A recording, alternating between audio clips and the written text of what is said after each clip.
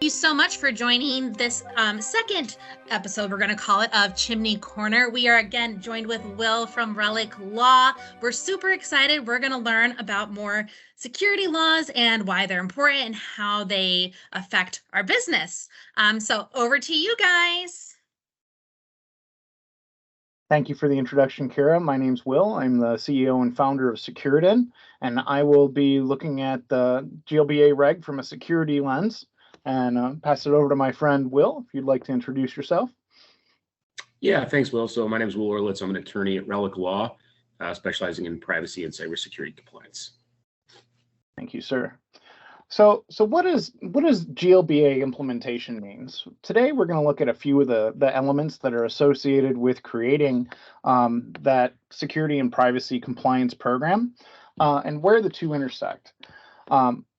So when you're looking at the reg itself, this is Regulation 314 that is attached to the GLBA requirements pushed out by the FTC. So the standards for safeguarding customer information. And I want everybody to understand that this is not something you can completely outsource. There are going to be responsibilities that's yours and yours alone. So if you are deemed a financial institution by the new GLBA reg, you have to create an information security program. What does that mean? That means you will develop, implement, and maintain a comprehensive program that's not going to be outsourced. You need to support that by policy. You need to be, accessible to the community that you're trying to protect, both from a customer aspect and internally from an employee aspect, such as and including, incident response and ensuring the confidentiality, integrity, and availability of any customer information. You have to protect from threats and vulnerabilities, and of course, protect against unauthorized access or the improper use of information. So how do you do that from a security standpoint? In my opinion, when you're looking at building a security program or a privacy program, you go right into designating a qualified individual that's responsible.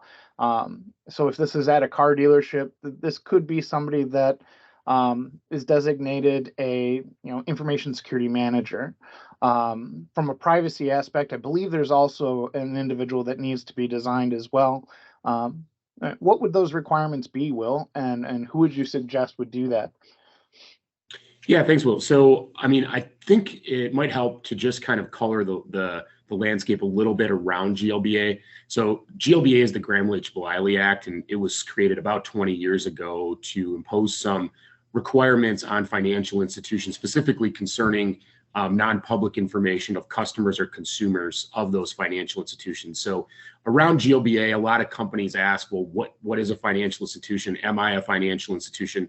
Wil, you mentioned car dealerships, which many people wouldn't think of as a financial institution, but certainly when you walk in and you want to apply for a lease or an auto loan, where they are collecting information about that financing or that transaction, they're acting as a financial institution. So many businesses that wouldn't necessarily think of themselves as a financial institution get swept up in these requirements because they're somehow engaging significantly in financial transactions or servicing loans or offering financing or the like. So there's many businesses that have to start to contend with these requirements.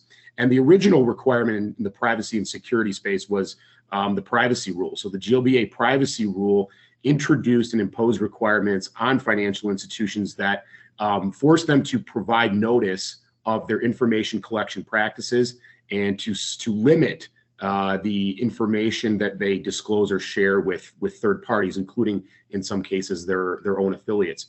So that privacy rule has been out for a while. You've probably seen these notices in the mail from your bank annually and the like. There are a lot of boilerplate. A lot of people don't actually pay attention to them, but they do represent important notices, and they explain what your rights are to opt out of certain types of sharing. So given the fact that, securing non-public personal information has become important as well, that led the FTC, which has the enforcement power for these non-large bank financial institutions under the law, to develop this, what we now call the security rule, or the safeguards rule, I should say. And the safeguards rule has a number of parts to it. And the key one that you've touched on, Will, is really appointing a qualified person. And so that qualified person really is responsible for ensuring that your organization is meeting its obligations under the various security requirements that the safeguards rule specifies. So that should be somebody that is competent in the security space, that can get to understand your business. The FTC makes clear in its guidance that not every security program is going to be, cookie cutter. Organizations of different sizes, different characteristics, different complexities are going to have different styles of security programs, but they must all be, and I say but with a little asterisk, because if your business collects less than 5,000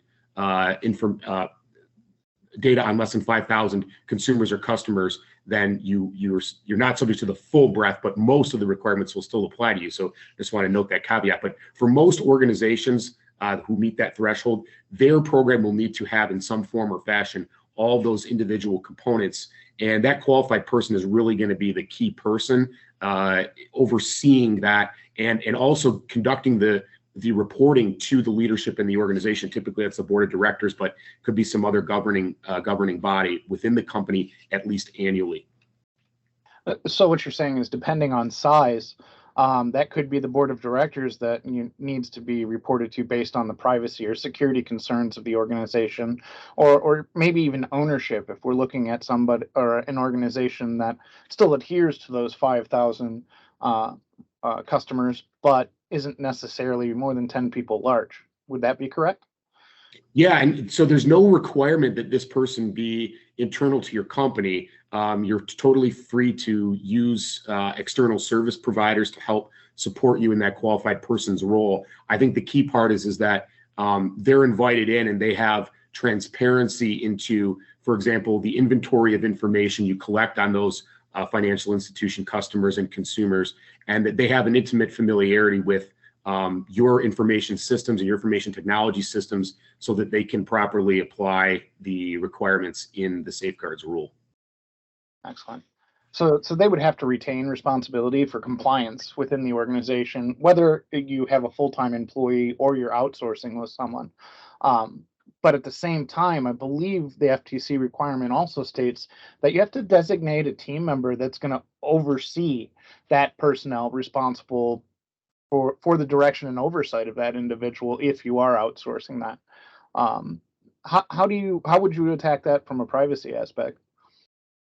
Yeah, well, I think it's an important point because, obviously, ultimately, responsibility for both the privacy rule and the security rule or safeguards rule, the buck stops with the actual company. So, certainly you can appoint people in charge, but when it comes to compliance or violations of these rules, right, which are essentially federal regulations, the responsibility will fall on the company. So, if it's a matter of, are you sending the proper annual notices or providing proper notice to customers or consumers to comply with the privacy requirements, or whether you're properly securing data and maintaining a secure information system, all of those requirements will ultimately, fall on the business itself. Awesome. The one part that I would also add, if the organization is going to outsource, the requirement is actually requiring that provider also maintains an information security management program that not only protects the vendor in this case, but also the organization that the vendor is helping. If you were searching for that type of provider, Will, what would you require, or how would you test that? Yeah, so that brings up a great point, which is, the security of your systems is obviously impacted by those who have access to, whether that's access to your system through, some sort of technical connection, or whether it's access through a managerial function or role or responsibility. And so you find a lot of smaller businesses wanting to appoint, oh, my nephew is an IT person, and so we're going to designate them as the qualified person to oversee our security program.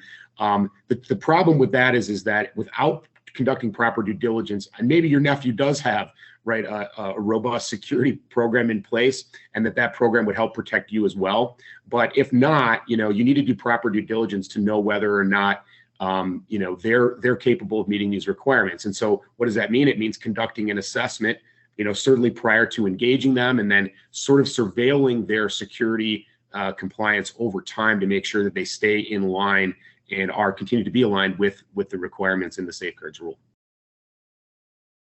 Thank you for that.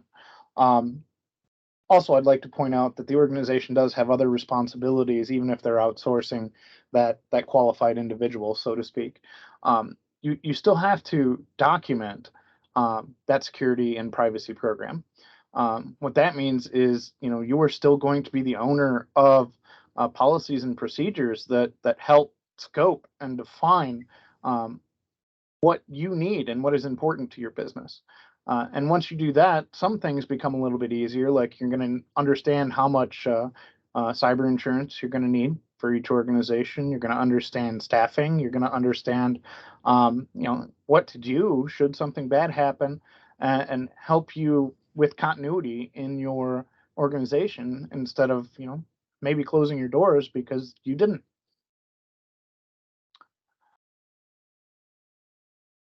So when we're talking about the CIA triad, confidentiality, integrity, and availability of customer information, I feel that security and privacy are kind of two sides to a coin when we talk about that piece.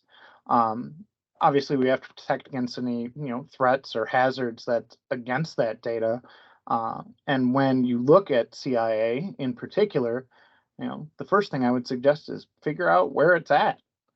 So when you're looking at that type of information, I'm going to use car dealerships because they're not specifically, looked at as financial institutions traditionally. We think financial institution, it's a credit reporting agency, it's a loan office, or a bank.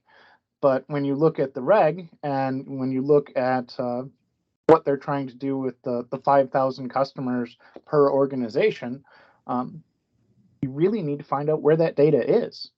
So there are two sides to a coin in a car dealership. It's one, the piece where you're looking at finance when you purchase a car for the sales aspect. So a traditional security program usually scopes out sales. If we're looking at a car dealership, it would really hone in on the sales process. The other piece of that is if you're opening a line of credit for, being able to fix your car, their service department. Sometimes those are completely separate tools, completely different databases, and absolutely different people managing all that. So from a security aspect, you'd have to have that qualified individual be able to understand both pieces of the environment. Or if we're looking at just in generalities, that they would understand the whole environment.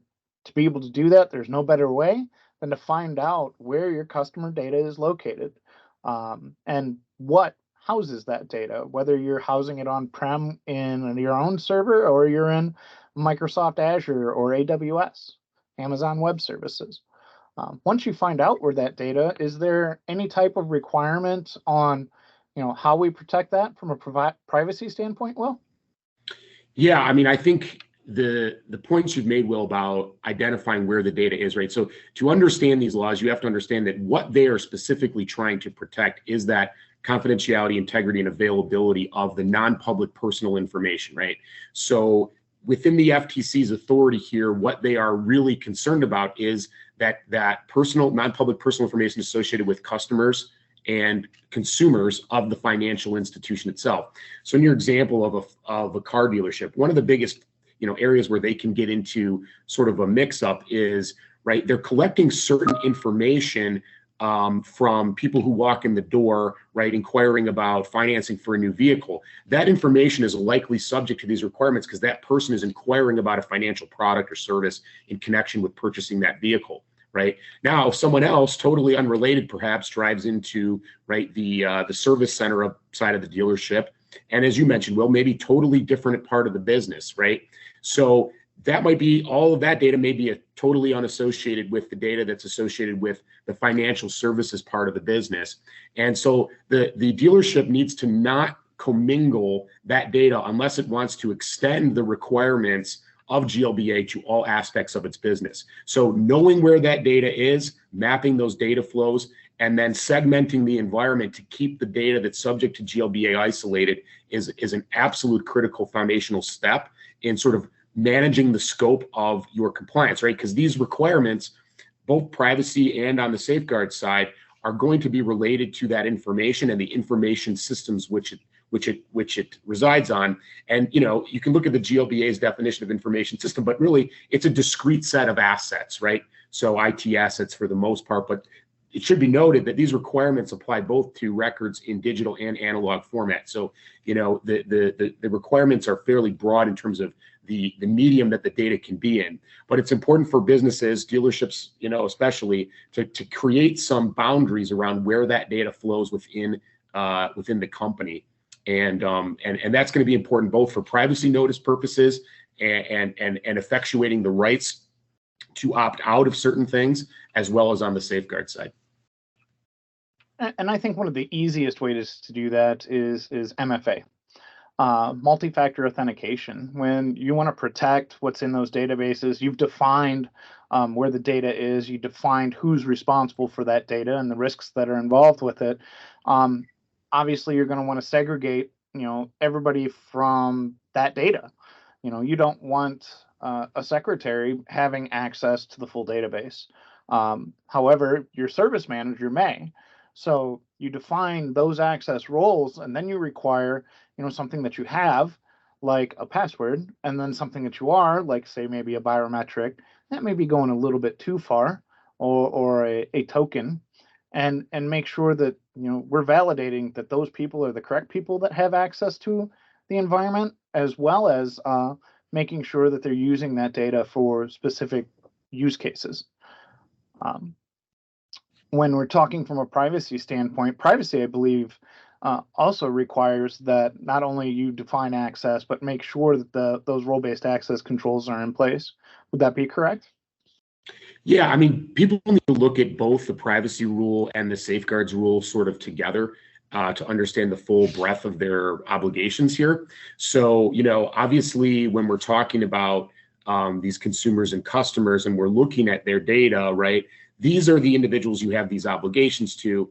And so therefore, from the privacy side, yes, there's an alignment between their data, those individuals, and the requirements that you're talking about in the safeguards rule, Will. And I think, it's obvious that the rule incorporates specifically access controls, right? So basically, access to information about these consumers and customers, their non-public personal information certainly has to be limited to, for example, the need to know by those specific employees. So, usually that turns on what their role is within the organization. As you mentioned, the secretary does not probably need the same level of access as maybe sort of the person that's managing the financial services part of the business.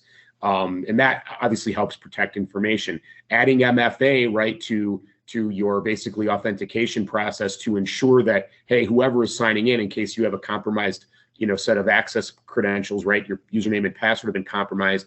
That's going to help ensure that unauthorized persons are not accessing the information. And then obviously monitoring, right? And you touched on that too. So when you roll out the safeguards program, you should be looking at those access logs or having at least an automated tool review those to ensure that, hey, like, how come the data is being accessed by, so-and-so who really doesn't have a need to know this data and he's doing it at 3 o'clock in the morning on a Saturday, right? So those types of indicators would suggest that there's been a threat or a compromise and would require either some preventative measures or a responsive measure according to the incident response plan. Excellent. One of the other things that I would like to add to this piece is when we're looking at role-based access controls specifically, it's great to be able to do everything that you just said. However, there's also a human resources component to it as well, especially when you're looking at onboarding or offboarding of an employee. So not only are you monitoring in real time, who has access, when, where, and why, but also make sure that you put the correct level of access in the system when you hire that employee, and then ensure that those credentials have been taken away should that employee leave the organization. Yeah, I think nothing can lead to a bigger risk to personal data from an insider threat than, for example, a disgruntled employee who had considerable access and their privileges not being terminated upon their exit from the business, right? So someone gets fired for cause and has a grudge against the business. The quickest way that they can damage that business perhaps is to use their credentials to log in and export or exfiltrate that data and breach it, or to do something else that's nefarious, maybe tamper with the integrity of the data, mess up a lot of individuals' financial transactions or relationships with the company. And all of those things might be reportable events, right, under the law or regulation. So you really need to keep that in mind, because that's going to lead to additional, legal exposure, either in the form of, someone bringing a lawsuit saying, hey, you were negligent in managing and securing my information, or perhaps, you have a violation under a law or regulation that you have statutory damages, or even an enforcement action by, the FTC itself. So there's a whole number of possibilities there. And frankly, I think a lot of companies forget those offboarding procedures and basically making sure that they don't have individuals who are no longer with the business still in access, or even for that matter, transferred. Maybe someone transfers to a different location. You want to make sure that the access continues to follow their need, right? And that's always based on the principle of least privilege where possible. Absolutely. And I like the where possible point that you're talking about. A lot of times when I've seen, legacy systems getting upgraded into more modern systems, one of the many things that role-based access controls can really go wrong here is when you're transferring that data, are you enabling things that, have been disabled? So during those change management processes or programs, when you're upgrading, you also want to do an access review when any significant change in your environment occurs, because data can be manipulated, things can be turned on and off, mistakes can happen. We're all human, and GLBA accounts for that. When you build your story and show that you're protecting against that in a court of law, that will go a long way. Is intent. When you're trying, intent goes a long way. If you stick your head in the sand and you don't do anything about these regulations, that's when you get hit hard with $47,000 per record, because you can't even tell them a story. You don't know. Yeah, I would say that definitely from an enforcement action standpoint, right, regulators are going to be more sympathetic to individuals or companies that have done what they could do or what have attempted to do, or try to maintain the spirit of the requirements, even if they weren't perfect. It's the ones that sort of flagrantly just ignore them and flout them and the like that are going to be in the biggest trouble. And I think what you said about a change control board is right. Obviously, that's one of the requirements. Is managing changes to your information system, right? So you add a new application, depending on who's authenticating to that, maybe it's your existing Active Directory, or maybe it's some other system. You need to continue to maintain the security controls as you make changes. For a lot of small businesses, they rely on IT MSPs to provide a lot of this support, and that's fine. That's going to continue to be the case. But because you're the company that's regulated, it's up to you to enforce these requirements on your IT MSP. So you may need to go to your IT MSP and say, hey, we really want to continue to work with you, but if you're going to make ongoing changes to our environment, we really need you to have a change control process in place, and we need to be privy to that and be able to weigh in on that, because it's one of our requirements. And so knowing how to communicate with your vendors here about these requirements is hugely important to standing up the program. Absolutely. For those of you that don't know, IT MSP stands for Information Technology Managed Service Provider, or a vendor that is taking care of your information technology program and not necessarily doing it in-house, which I think is a great segue to the next element that we're talking about for the safeguards rule. Your information security program has to be based off of a risk assessment that identifies reasonable and foreseeable risks. And when you look at that, your organization is going to be able to come up with those risks much better than somebody that states that they're a risk expert, which goes right into vendor risk management. So any vendor that's going to tell you that it can outsource all the risk in the environment and that you don't have to worry about it by using an application that sends emails to your employees, that's not risk management. That is ignorance.